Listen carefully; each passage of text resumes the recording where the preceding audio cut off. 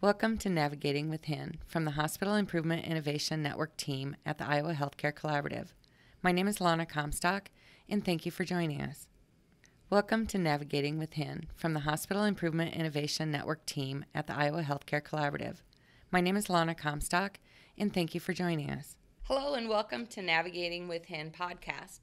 Today's episode is the continuation of our 5-part series focusing on patient-family engagement within the Compass HIN.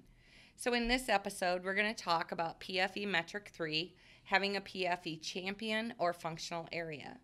And we are joined once again by our PFE champion and Compass HIN colleague, Katie Reese. Welcome, Katie. In our previous discussions, we've talked about PFE Metric 1 and 2, related to hospitals instituting discharge planning checklists, as well as bedside conversations and shift change huddles that include our patients and families. Katie, tell us about PFE Metric 3. Hi, Lana, and everyone listening. PFE Metric 3 builds on those initial things we've established. So we've started working with our patients even before they've actually fully become patients, or getting them to understand the expectations of their stay, moving in towards those conversations and relationships that we build at that bedside during those episodes of care. PFE Metric 3 builds us into looking a little bit more of our own internal policies and procedures.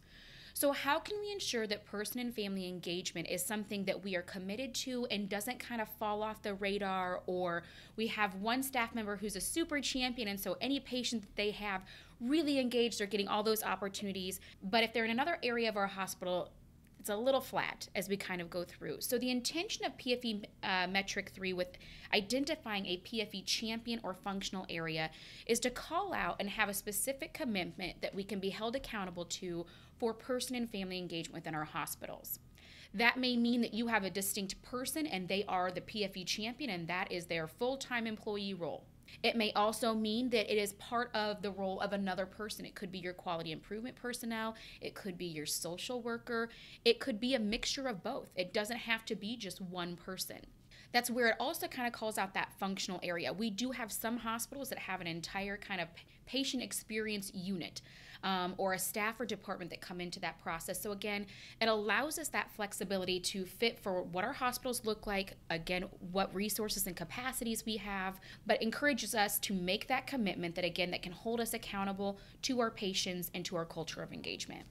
So Katie, in the small critical access hospitals with limited staff, what are some ideas you might have for them to really engage in PFE Metric 3? You know, when I think about that with our critical access hospitals, a couple of things come to mind. Number one, I really like calling out person-centered care and engagement of the patients and family as a role for every single person in that hospital, regardless of their discipline, if they're in direct care. I call it everything from the C-suite to the custodian, all the way through that process. Again, it's a commitment for us, again, because person and family engagement ties into every single mission, vision, and value of every community hospital we have. The other recommendation that I have is for you to go through and look at who your current staff are. What are the current existing roles that you have? And how can you maybe call out either one of those members or a group of them as part of that champion? I like within our critical access hospitals, I like it if we have a committee. The committee can meet once a month, they can meet quarterly. It really can vary based off of your hospital, but bring it together to where it's not on the shoulders of just one person, so that way if they're overburdened for a month, that nothing happens or these things go in. But that also allows not only for that responsibility to be shared, but for the spread to be shared. So again, when I talk about everything from the C-suite to the custodian, that gives an ability for that to permeate throughout. So again, this is really where we're held accountable for our culture and the execution on our mission and values. And that's just excellent.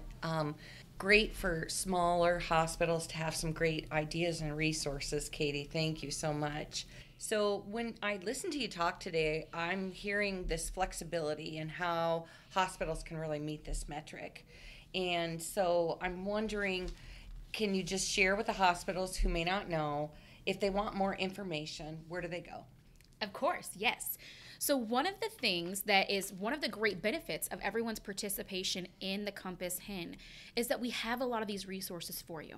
You don't have to reinvent the wheel or try to navigate this alone. Again, you're navigating this with HIN.